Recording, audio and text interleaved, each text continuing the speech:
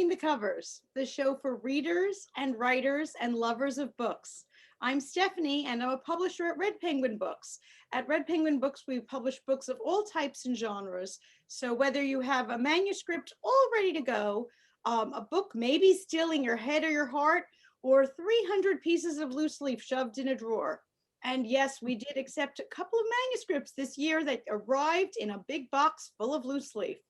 Visit us at redpenguinbooks.com and unleash your inner author.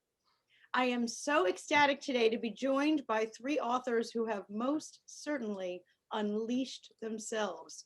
Our first author today is going to be Margot Martin of Human Resources.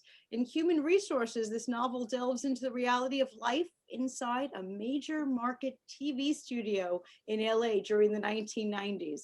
I definitely want to hear all about that, and Margot is definitely the person to hear about it. Nikki Nelson Hicks wrote the Jake Istenhegyi series, which is a group of books about a world where ghosts are real, an undead voodoo queen wants you dead, and the swamp holds friends and foes. And there's zombie chickens, I hear, too. So we'll hear all about that from Nikki. And then finally, Scott Kimak wrote I Call Him Him, which is an apocalyptic novel. And in this post-apocalyptic world, a warrior and his family are driven underground, fighting for their very survival. But when they do emerge, the futuristic planet they discover is nothing like what they left behind. I'm so excited about our three writers today. So first we'll welcome Margot Martin. Thanks so much for joining us, Margot. Well, I'm happy to be here.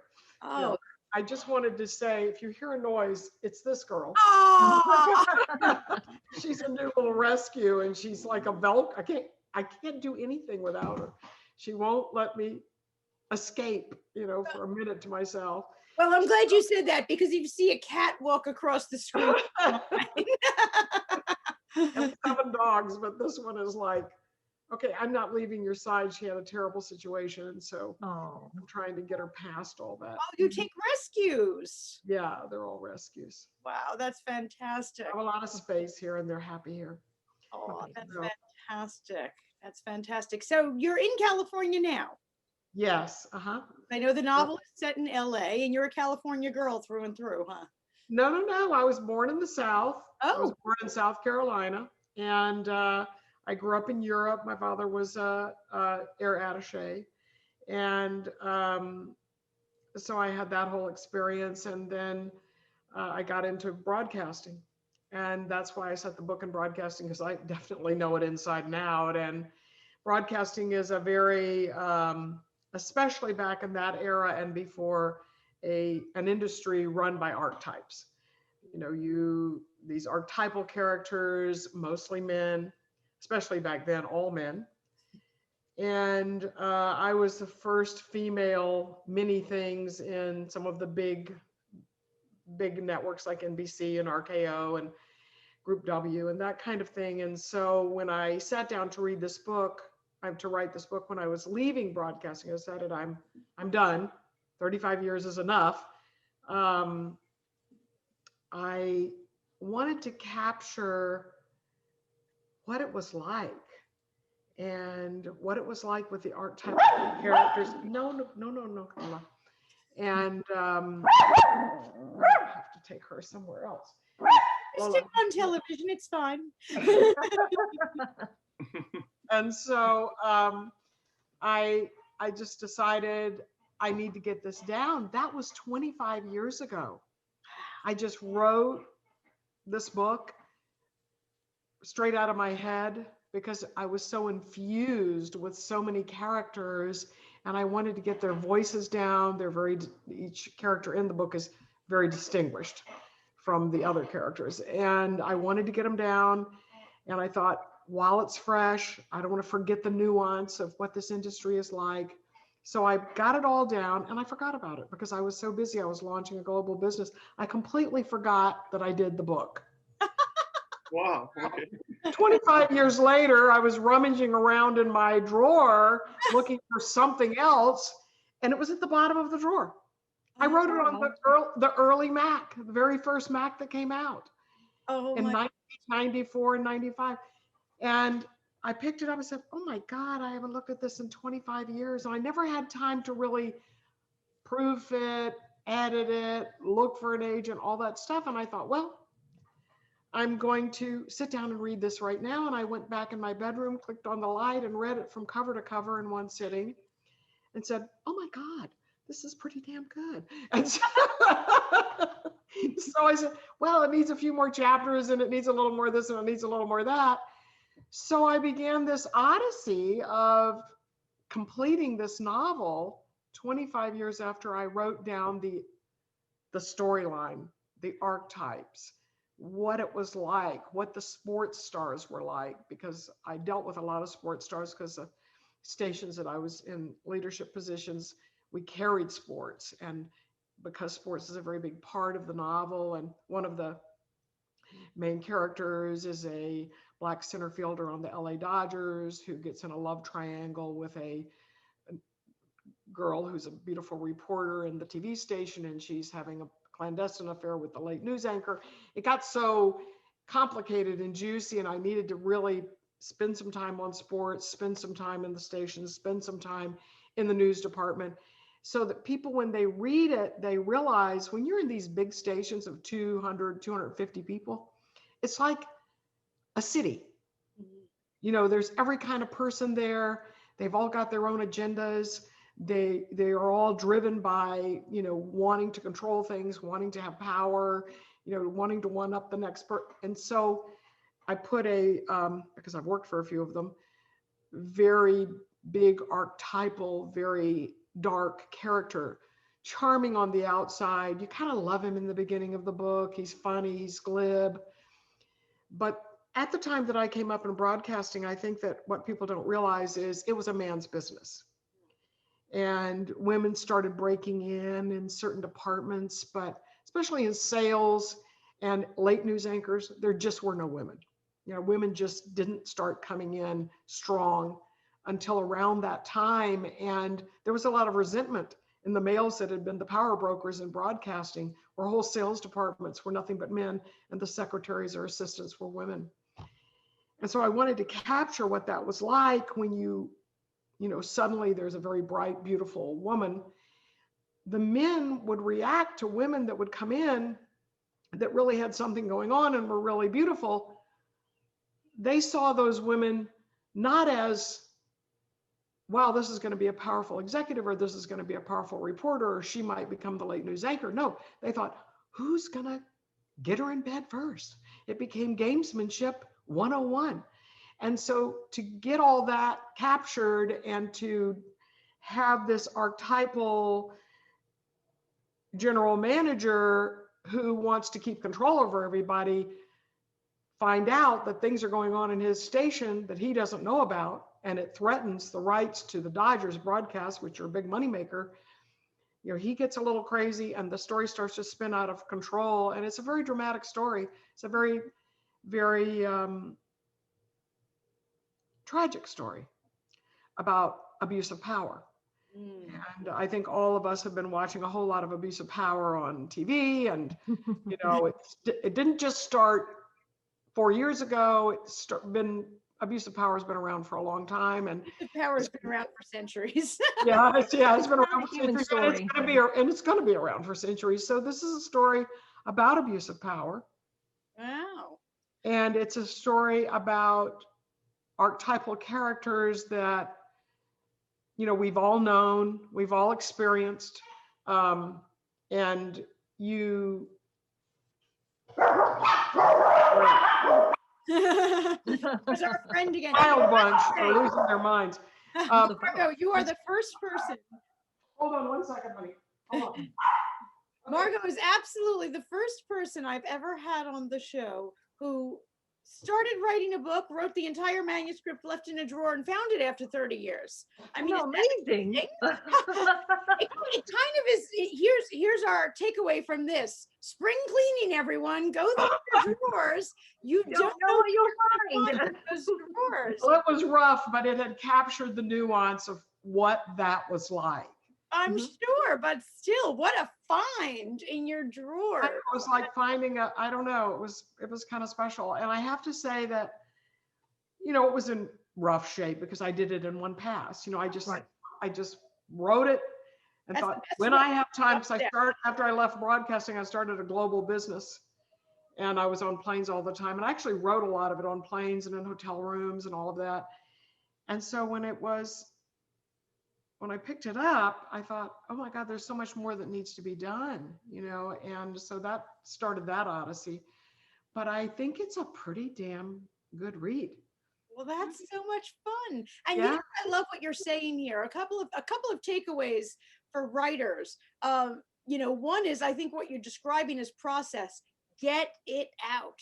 Right. Is such words of wisdom. I'm constantly telling writers, don't edit as you're going. You're slowing No. down the creative process. Mhm. At least that's my view of it. Is if it's flowing, let it flow. Well, more than that, I'm a person that believes it's not about perfection, it's about completion. Once you complete it, you can start Yes. worrying about the perfection part. Right. Exactly. Yes. Get it down. And the other great takeaway that you are saying to people is that first draft is not the book. Right. No. That's something that you all, I'm sure, know other new writers, and sometimes they think that first draft is the book. It's not. That's very God, no. different than the book. Not even close. No It's not way. even Nowhere close. near close. I mean, it might even No. be quasi unrecognizable by the time it's the book, but great message to get it out, but then to recognize, as you did, Margot, that it's rough, that what you did was fabulous and it was raw, and you captured in the moment all these things you wanted to capture, but you recognized in your wisdom that it was not the book, that in order to turn that into a book, you had work to do, and good for you for knowing that. I got the storyline down, I got the archetypes down, and I got a lot of the nuance of language of these people. It's like the dialogue. And my book is very dialogue heavy. In fact, it has been, there are some people looking at it for a film because it kind of jumps off the page like a film script in a certain way. And it is very dialogue heavy because that's a chatty business. It's broadcasting, everybody's blabbing. Some not so nice, some, very charming, but there are characters in it that all of us will recognize if we've ever worked in a corporation ever. We've experienced these kinds of people. Very cool. Very cool. Thank you. Is there going to be a sequel? Is there going to be more? Yes, actually there is. And I think when you finish reading it, you're going to say, how can she do a sequel to this? Because there are some characters that are lost by the end. There are some lives that are changed forever. There is a murder in there. Two people actually die towards the end. And sorry, I've got to look at the animal farm here.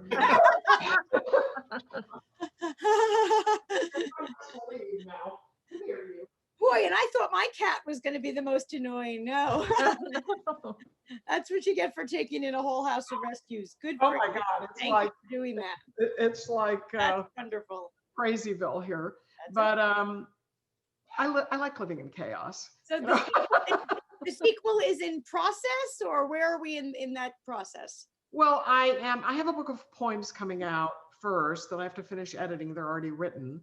And once that's done, I'm actually going to start laying down. I have a outline of how I want to do the sequel and sort of how I'm going to solve the problem of the missing people from the, so I've solved that problem. And I think it's going to be a little more spiritual. It has a little more of a spiritual element to it.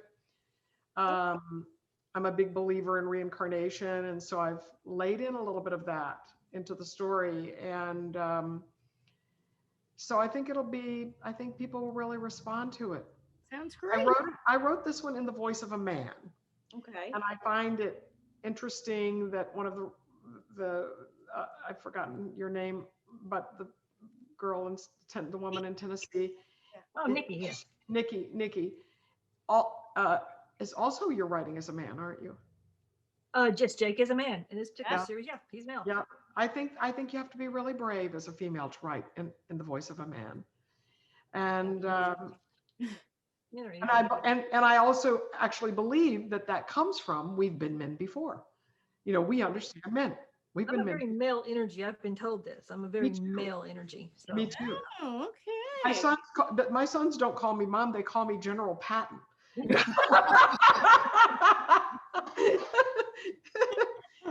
I was a boss so long. I don't know how not to be the boss. Right.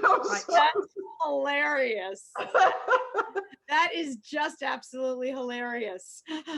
Well, thank you. And thank you for a great lead in to Nikki Nelson Hicks, who wrote the Jake Istenhegyi series. Yes. Which, yeah, he definitely looks like a man with that hat there. And Nikki hails from Tennessee. We were chatting a little bit before the show that she's got snow coming, which means that I've got snow coming because I'm right in her snow path after that. Right. So please welcome Nikki. Thanks for joining us. Oh, thank you for having me. This is going to be a lot of fun.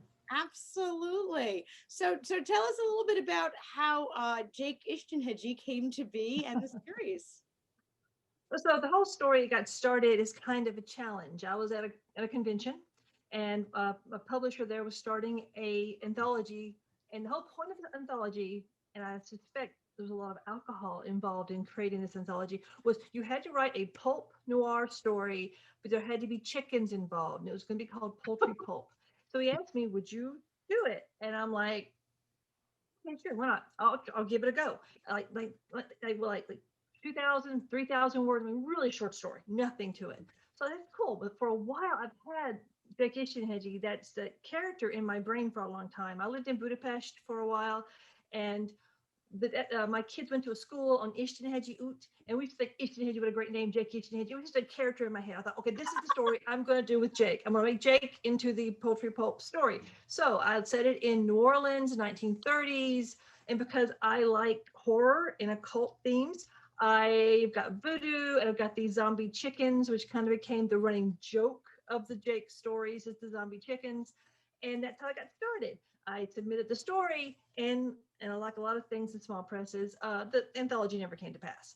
But the publisher said, "Hey, do you want to create a series on this character?" And I was like, all right. A lot of my life is just me falling into things and going, oh, okay. And so that's what I did. I started writing the Jake stories because I had no plan for an arc or anything like that. I mean, I kill off his best friend in the first story. So I'm like, okay, so what do I do with this? So I remember for the second story, Golems, Goons, and Cold Stone Bitches, I went upstairs, I locked myself away, bottle of whiskey, and said, okay, let's just start playing. And I had this vision, just this one little vision of Jake coming back to the Odyssey shop, to his office, and there's a woman on the staircase, and she's dying, and he reaches towards her, and she just grabs him and says, is it here? Is it here? And he's like, I don't know what you're talking about. Oh my gosh, am I too late? He's like, I don't know. And he goes, oh, am I too early? And she dies. And that was the only vision I had. And I'm like, all right, let's just roll with it. And I ended up having golems and immortal sisters and the salt of life and immortality. And I just ran with it. It was just so much fun. It's one of my favorite stories, is the Golems, Goons, and Cold Stone Bitches story, because it just started here. It's a great circle, and it's so much fun. But that's how I got started with the Jake Istenhegyi stories, was just a challenge, and I just kind of ran with it. I had no great overarching theme or anything. I've had to learn that, because once the rights came back to me, I rewrote them, because I reread that first story, the very first summer. Got good bones, not a good story. It's only like 2,000-3,000 words. There wasn't any meat on it. So I went back, rewrote the story, and I've rewritten the entire series and kind of smoothed it over and gave it more of a gloss, because it needed it desperately. So there's like 6 stories in the Jake Istenhegyi series, the volume 1, volume 2. I'm working on a 7th story, but that's kind of that's shelved. I'll do that when I got 3 other projects working right now. But that's how I got started. Was just a stupid challenge, a drunken stupid challenge at a convention. Okay, and that's basically how I got started. And that took up 3 years of my life. I love it. I love it. Yes. A drunken poultry pulp challenge challenge. at a convention. Write a pulp noir story with chickens. Go. And that's a lot of my life's been that way. One of my books, Rumble, was again a challenge. They said, okay, I want you to, here's the challenge. Take 2 cryptids and make them fight. What's your pitch? So I went back again, whiskey, dark room. And I said, okay, I came back. Here's my pitch. Mongolian deathworms versus underground, Mongolian deathworm versus underground cannibalistic trolls. And they were like, run with it. And that's what I did. I wrote Rumble. It's set in the Gobi Desert. And there's this really sketchy corporation that has a mining thing there. And they find out there's things under the ground you shouldn't really be messing with. And they send these mercenaries in. It's a good, fun story. But it all got started again just with a challenge. Take 2 cryptids, make them fight. And that's what I did. It was fun. I like that. That to me is fun. Give me a challenge and just let me run. That's what I like. You are absolutely the first author I've ever had on the show that a book series started with a drunken challenge. pulp challenge. About chickens. About chickens. Yeah. I have never about chickens. Now, before this, were you a writer and that's why you were even at this convention? Or tell me a little bit about. Okay. So I've always wanted to be a writer, but of course, life. Yes. Life got in the way. Kids, family, depression. I got really mentally ill for a long time. So when I hit 40, I decided, okay, you're 40. Now you've got to decide, what are you going to do with your life? You're going to go back into just doing nothing with your life. You're going to finally get off your ass and do something. So I fell into a depression because that's my go-to. And then I got out of it. I was like, nope, we're going to do this. So I got involved with the Nashville Writers Group. Actually, me and 3 other guys started the Nashville Writers Group. It's now like 200 people, but we started it on a coffee shop porch. So anyway, I started there. And from there's where I started basically not only helping other people write and uplifted, it helped me. I met other writers, and they force you to write because you've got people expecting you to come to a group, and you've got to have your stuff, and you help them, they help you. I ran 2 or 3 different groups. I ran a fiction group, which was all the genres. I ran a suspense group, a horror group, science fiction group, all the different things. But that helped me, one, meet other writers who are now some of my best friends, who also hooked me up with other writers who hooked me up with publishers. And that's how this game rolls. You meet people who teach with other people, and that's how you do these things.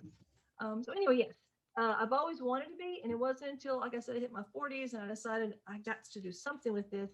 And I just started writing. The Jake stuff was one of the first published. I mean, I wrote something for college and got put in a college journal, but this, it was written for college. Okay, I was just trying to appease my English professor. It's literature. It's not very fun.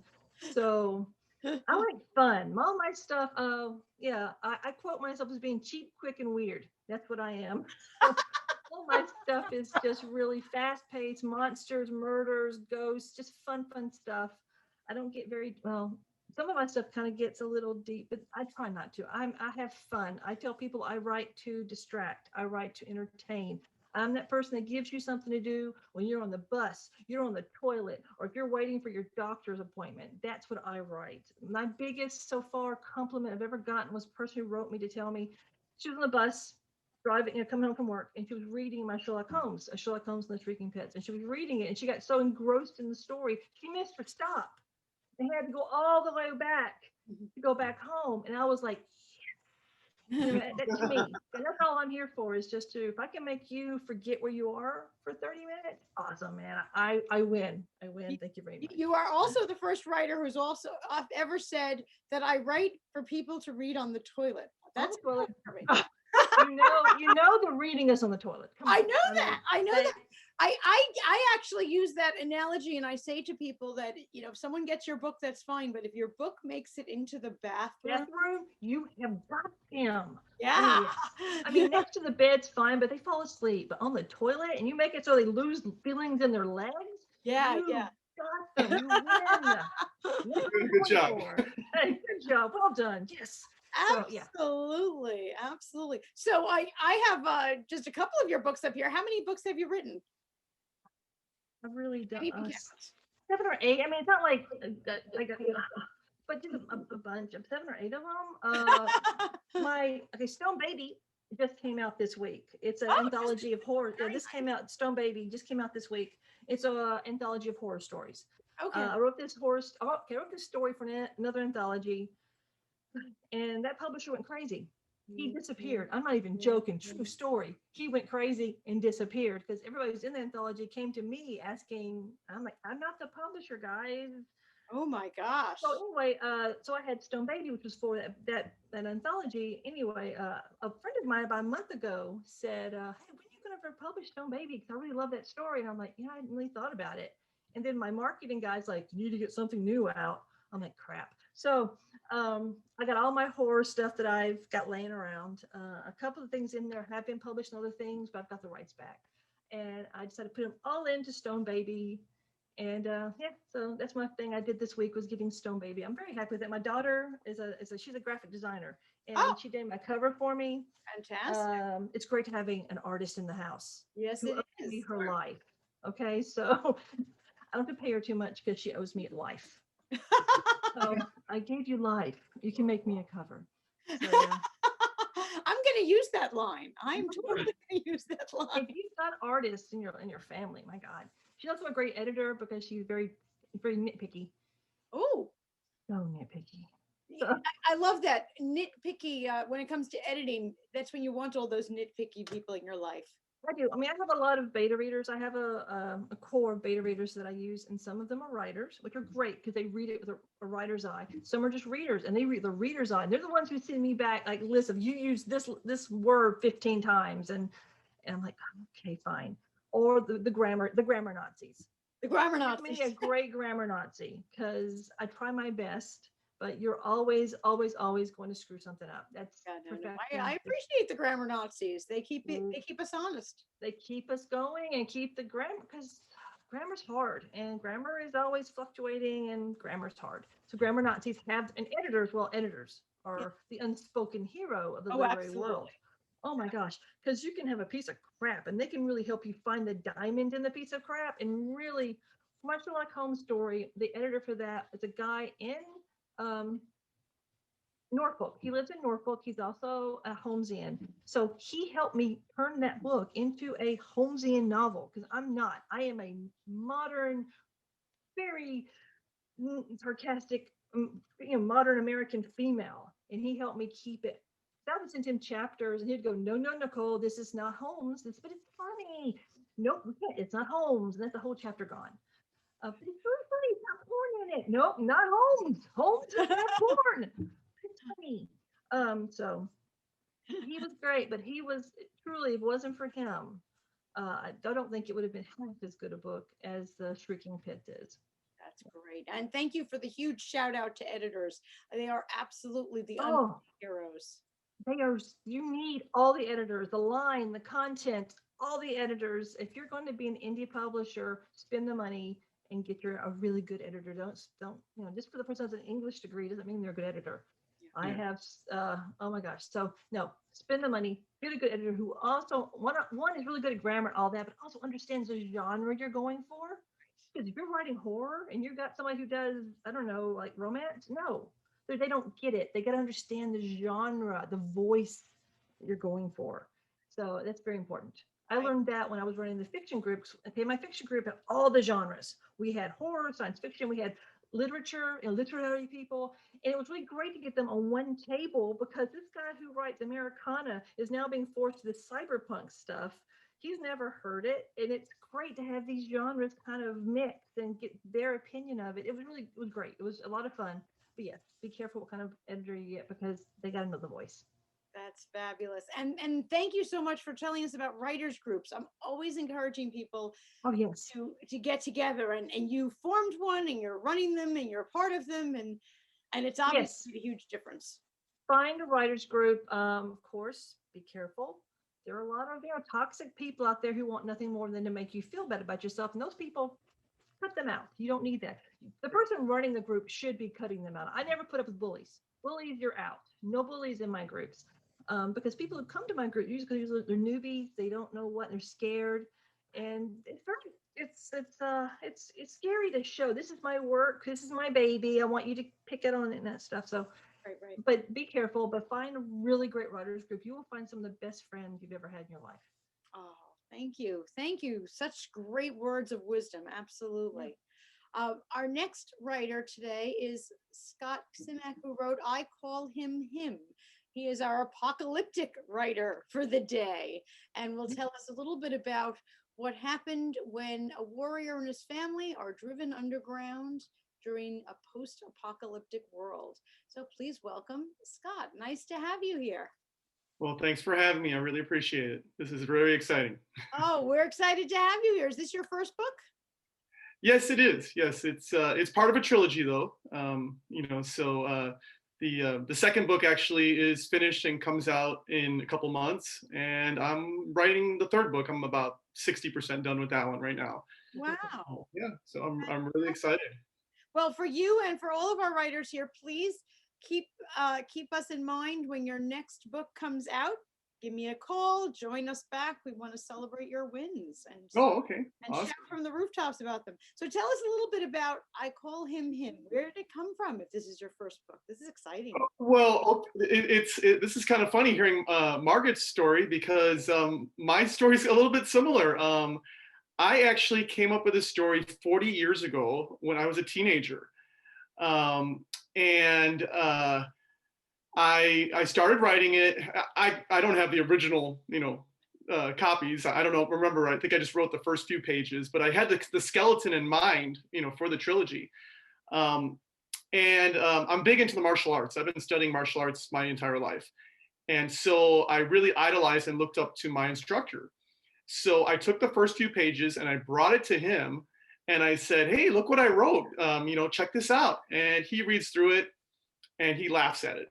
And he says, don't waste your time on this. Go study Kung Fu. That's what you should be thinking about.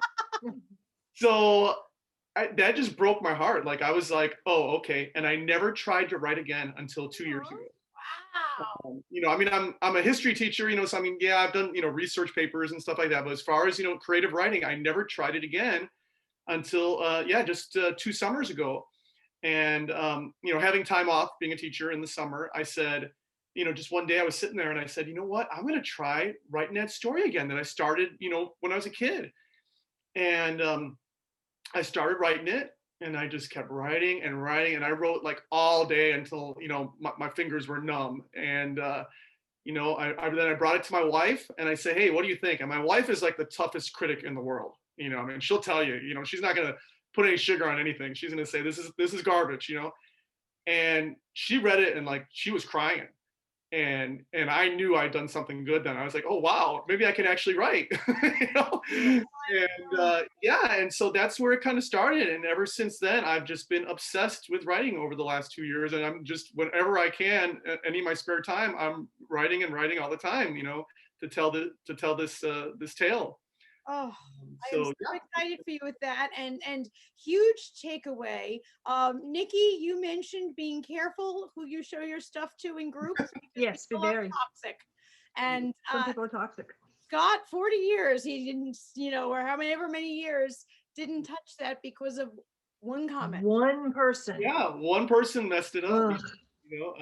But you know what? I mean, now that I reflect back on it, there's a lot of personal experiences from my life that have happened since then that I put into the book, basically. Yeah. So that it might not have been the same story at all. It would have made it back then.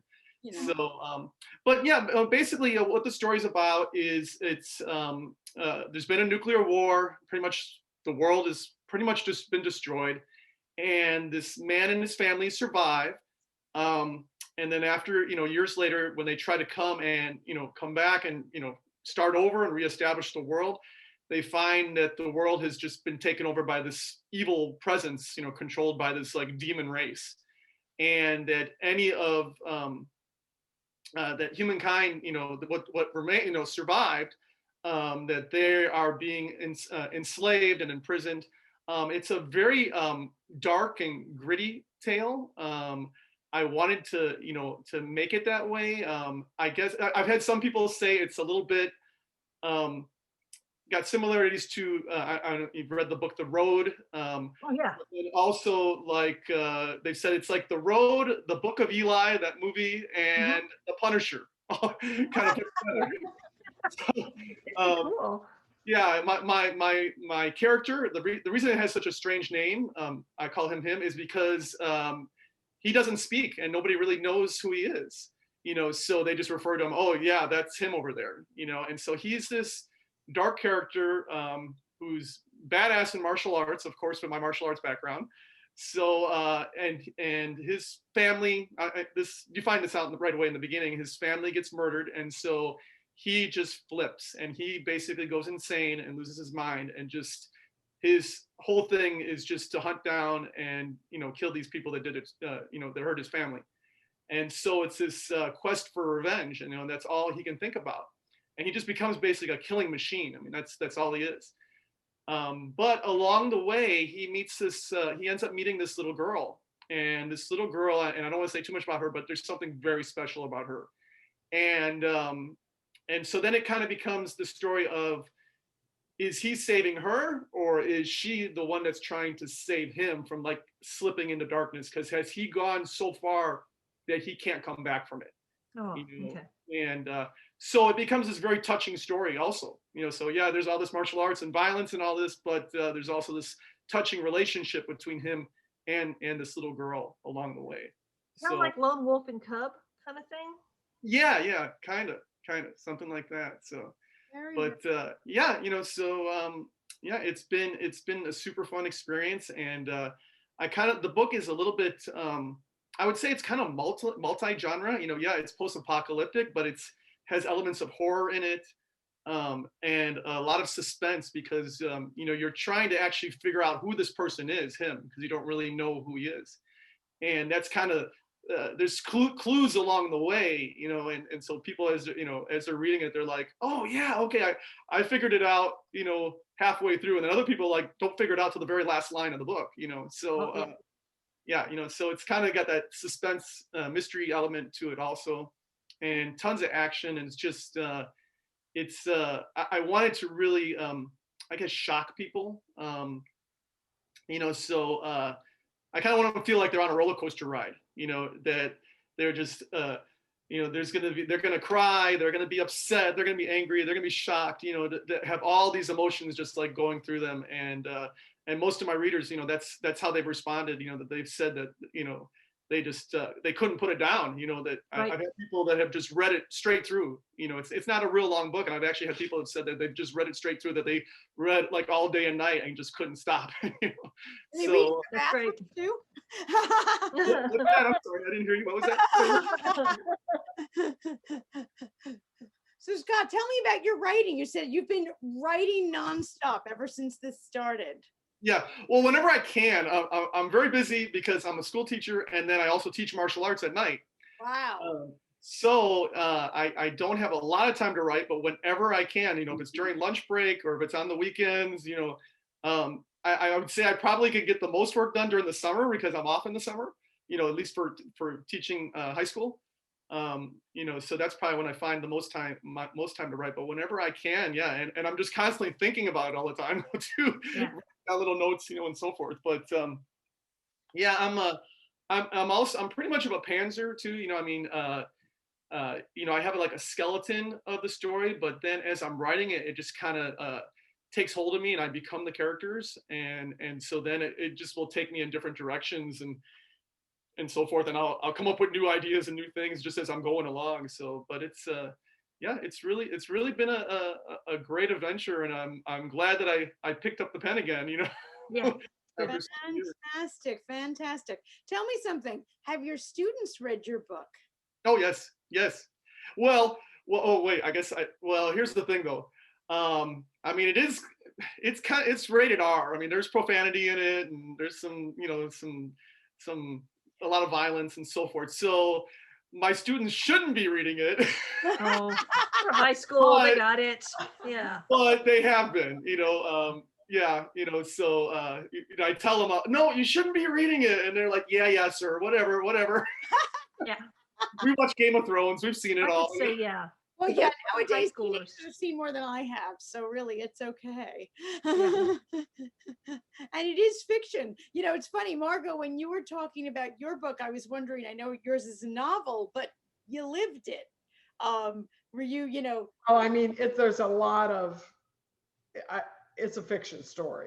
it's a fiction story, but I'm sure that there's Set some in the world I know very well. right, exactly.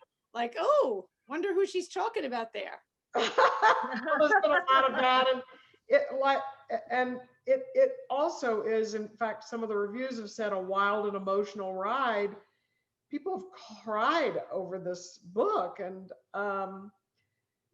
what's a lot of fun for me, what you were saying is you get to be each of those characters. I was an actress very early in my life, and I get to literally be men, women, bad guys, good guys. I get to, there's a lot of sex in the middle of my novel. Like this love triangle is pretty hot. So I'm thinking, oh, this is fun to write. And I thought, I think I'm doing this pretty well. And certainly the reaction has been real well. And so I got to actually, it was like being in a teleplay, and I got to play all the parts. Right. Yeah. That's how I feel too. That's fun. It's exactly what you're saying. It's fun. You get to live in those skins. Right. Well, You you know, look they at say each right what you person's know. You get to motivation. be- yeah. It's like actors say they like to play roles that are completely different than themselves. Yeah. You know, Yeah. it's a And lot. I like knowing that I can get inside the head of someone who is diametrically different than I am. Mm, Really know how they operate right. and how they look at other people, and especially the antagonist in this, who is the general manager. He, to live inside his head and see all of his motivations and who he is as a person, and how he uses people like utensils. It's Wow.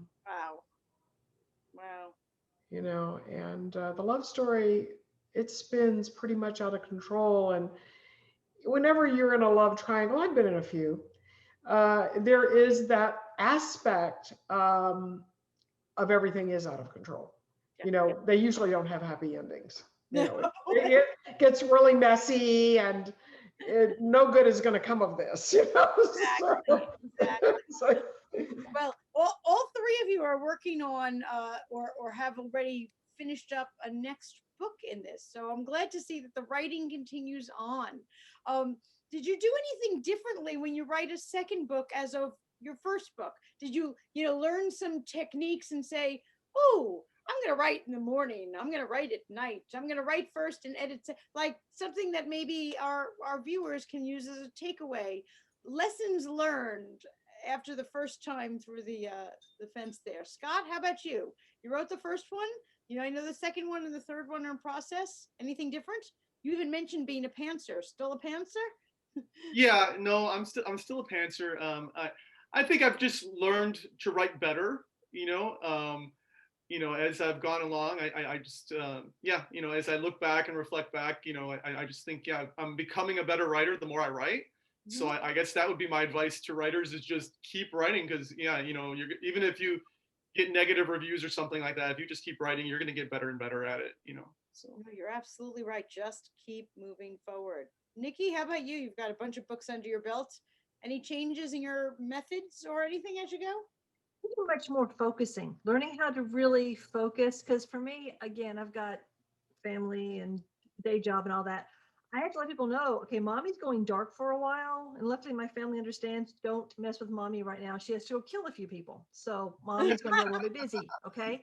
So for me, it's more of a focusing. Also, again, like he said, the more you write, the better you will get. And the more you'll catch yourself doing mistakes that you just thought were great in the beginning. But no. You just keep writing. Every story I write, I like to think I get better. I like to think that. So yeah, just have to keep writing. And for me, it's just focusing, learning how to focus more and not get off on these tangents, because the old monkey mind, my ADHD kicks in, and I just start looking at all the pretties and all the shinies. Learning how to focus on one story at a time. That's my thing. One story at a time. So that's me. Easy. No, that's great Oh, advice because yeah. we're so distracted. Oh, Whether it's family or the news or all the shiny things. You've got internet. You've got all these things. My phone keeps blowing off. I'm gonna start, then ding, ding, ding, and it's a friend asking me about questions and or whatever. And I have to go dark for a while, guys. Mommy's got to focus on this story. It helps to have a deadline. If I have a deadline, it helps me. I need that. I need Yeah. that deadline. I'm But for about me, that. just focus, learning how to focus and do one thing at a time. Terrific. Margot, how about you? Anything different this time? You know, what I have learned is that your best ideas come when you're not trying to come up with one. True. Just When true. you're busy washing dishes or out walking the dogs or whatever. I actually believe that when you're a writer, and in many other aspects of my life, I created a global business where everybody made hundreds of millions of dollars, and I was out walking my dog, and it just kind of came in through the ether. And I believe that we get these messages, as long as our brain is clear of all the minutia of living, and we're doing something that's just kind of nothing, like you're walking your dog, and these messages come in. And so just because a writer isn't sitting at their desk sweating bullets over what's the next word they're going to write doesn't mean that they're not working. That information comes when you least expect it. Yeah. And True. I do True. believe there is some sort of universe out there that's saying you need to tell this and you need to put a spotlight on that, and you're getting those messages in the oddest of places. And that's really what this book just came out of the ether. The first one, my book of poems, I used to write poems when I was in my teens and in my early 20s. Never thought I would write a book of poetry, but all of a sudden I got in this poetry writing frenzy where I'd be on my iPhone doing something else, and I go, oh, I want to write a poem. And I just start putting these poems down, and suddenly I had 150 poems. And it all happened over the course of a year when a lot of dramatic things were happening in my life. And it was like I was hyper aware. And I never had an intention to write a book of poems. They just dropped in from somewhere else. It's like many, many things have been enormous successes for me in my career were nothing that I sat down and plotted, I'm going to do this. No, there's some force out there that gives you this. You're not so much smarter than anybody else. You're not so much more creative than anybody else. You've been chosen to deliver a message. I feel like human resources has a lot of messages in it that are heartbreaking and powerful and impactful. And I don't feel like I can really 100% take credit for them. I think they were gifts to me for probably a past lifetime where I was a really nice person. Not that nice this time, but I'm getting all these messages. So just be open. Yeah, Don't be open. That's a great. just be open. It's like when I used to have brainstorming meetings with my staff, I'd say there are no bad ideas. And even if something is a bad idea, it might click a little switch in somebody else's head that something else comes out. We get to lay it all on the table, and you never know where brilliance comes from. And it's kind of the same with this. I think when you're writing a book, give yourself the empty spaces to allow information to come in. Yep. It will show up. I like that. That's good. I've gotten some of my best ideas when I was sleeping, believe it or not. Like I'll just wake up in the middle of the night, and then all of a sudden I'm like, I gotta go write this down. Like Yeah. Oh yeah. Exactly. Always keep a notepad next to the bed. Yeah, Oh no, yes, always. I have one. Yes.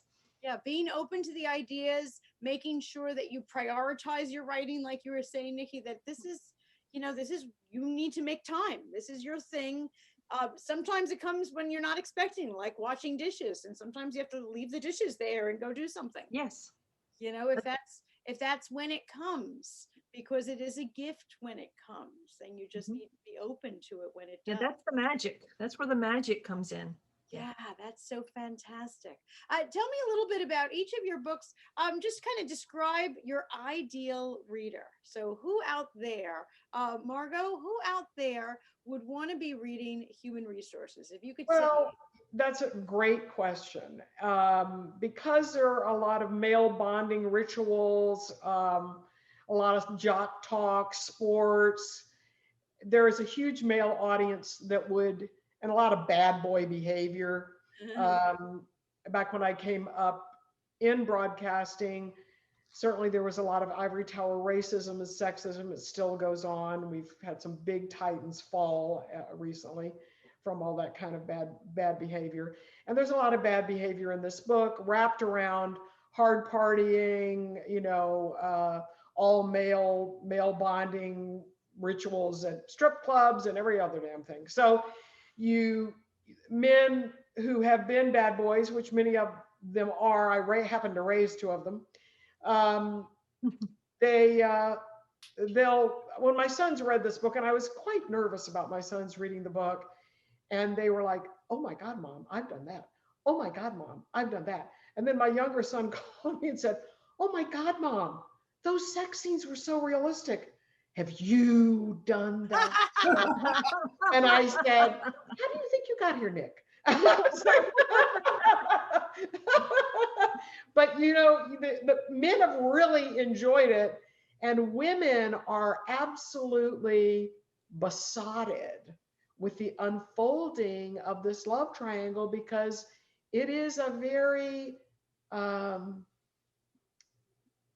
with a lot of longing and filled with a lot of kind of reminds me a little bit in vibe like Body Heat, where you can't get enough of this person. You can't think about anything else but this person. You have to have this person. And when the late news anchor gets involved with this reporter who's engaged to the black ball player, he's a big fan of the black ball player. He's like, this guy's an all-star. He's an absolute giant in baseball. And he's riddled with Catholic guilt. And yet the pull between this woman and him is something he absolutely cannot follow through on. He is just absolutely caught.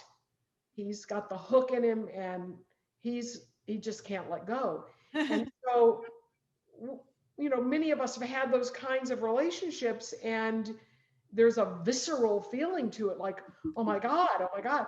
So I think men and women each will take away a lot from this. Okay.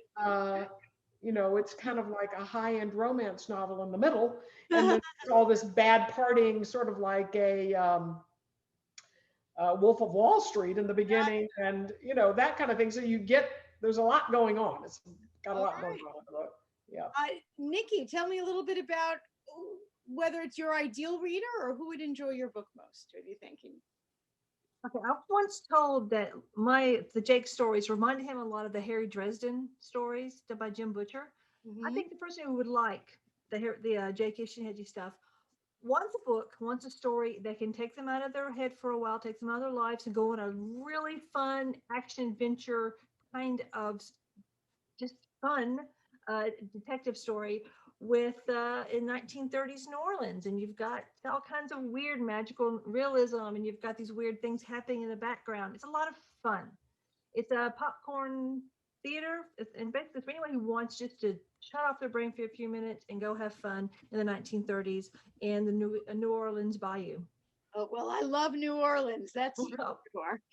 Wasn't there in the 30s myself, but I do a lot of research. People don't even though my stories are kind of fantastical and just a lot of fun, I do a lot of research for sure things, especially if you go into the voodoo and the weird mythological creatures like the Boo Daddy, which is the character that comes in the third story. Yeah, Boo Daddy's, what is that? Something in the Boo Daddy story. I never remember the freaking anyway, I found that in a book. There's a book called Gumbo Yaya, and it's all about the Southern folktales and legends of South Carolina and New Orleans. And I found the Boo Daddy, and I've changed it to suit my story. But that's how I found it, just by researching and reading. And I do a lot of weird research for these very silly stories. Fantastic. So we know that we're gonna not just enjoy, but we're also going to get we're going to learn a few new things. about golems and I love boogaddies. that. Our history teacher on the call will love that. too. Cult. That's me. I will teach you all about alchemy and yes. Absolutely. So we're going to be Yes. entertained and And learn. educated all at once. Yes. Fabulous, fabulous. Scott, tell us a little bit about your ideal reader, shall we say? Well, I guess, most people looking at the cover, it would more attract men. They're going to think right away, sword fighting, martial arts, that type of thing. So yeah, guys are going to be into that. But I also have some very strong female characters that are in the book that are, warriors themselves. So yeah, I've had plenty of women that have read it and, love it for that aspect. And they just love the emotional thing, because I think, I mean, the way it starts, with him losing his family, I think anybody can feel that. Anyone that has lost someone they loved, can put them in a very dark place.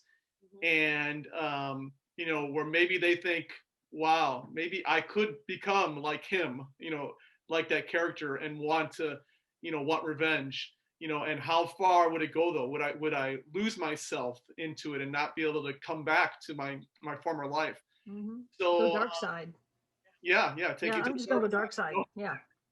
So yeah, so I think it really appeals to all kind of readers, because so far from the people that have read it, both male and female, they've really enjoyed it. And also something I try to do too is I'm down here southern Texas, which is mainly Hispanic area. My wife is Hispanic. Is I tried to make the book real, because it's taking place basically down here also in southern Texas. So I tried to make it very different races and so forth. There's a Shaolin monk that's in the book, so there's Chinese, there's Hispanic, there's white. So yeah, I tried to kind of bring that element in there too, and so different people from all different backgrounds and so forth would find it like, oh, that character is a little bit like me. I like that. So. Fantastic, fantastic. Well, all three of you, what an inspiration you are for us to read and us to get started writing. That's for Hey. sure. Yeah. You inspired me. As soon as we finish recording, I'm going to go back to writing here. Any last tips for our readers or writers? If you have a book to recommend to read, that would be great, or anything else. Nikki, why don't we start with you? Okay. Well, right now I have a book right now called Devil's Creek by Todd Kiesling. It is phenomenal. He is up for a Stoker. I'm actually one of the beta readers. I remember reading it when it first came. He's a friend of mine. So, but Devil's Creek is excellent. If you get a chance, if you like horror, especially small town horror, it's a great book. If you ever get a chance, go check it out. It's called Devil's Creek by Todd Kiesling. Thank you. That's great. I hadn't heard of it, and it's great. I'm all about it. Margot, how about you? Anything to recommend? I go back to the classics. I was a big student of how John Steinbeck wrote, how Hemingway wrote. I actually went to the University of South Carolina when James Dickey was the poet in residence there, and I took creative writing there. And I like storytellers where you feel like you're one of the characters in the story, where each of the characters could be you, or each of the characters has an aspect of you. And so I kind of gravitate. I loved Pat Conroy. Every word that came out on those pages had a lyricism to them. It was like, he wrote something called beach music. His books are music. The language, you would read a paragraph and he wasn't really advancing the story, but you fell so in love with the language, you didn't want to leave that paragraph. And I gravitate to those kinds of writers. Those are my faves. Fabulous. Scott, how about you? Recommendations? Well, my favorite author is, I don't know if you're familiar with, is R.A. Salvatore. He has written about 30 books on a character named Drist, which is basically where a lot of the Dungeons and Dragons kind of genre has come from. He's been around, writing since like the 1980s.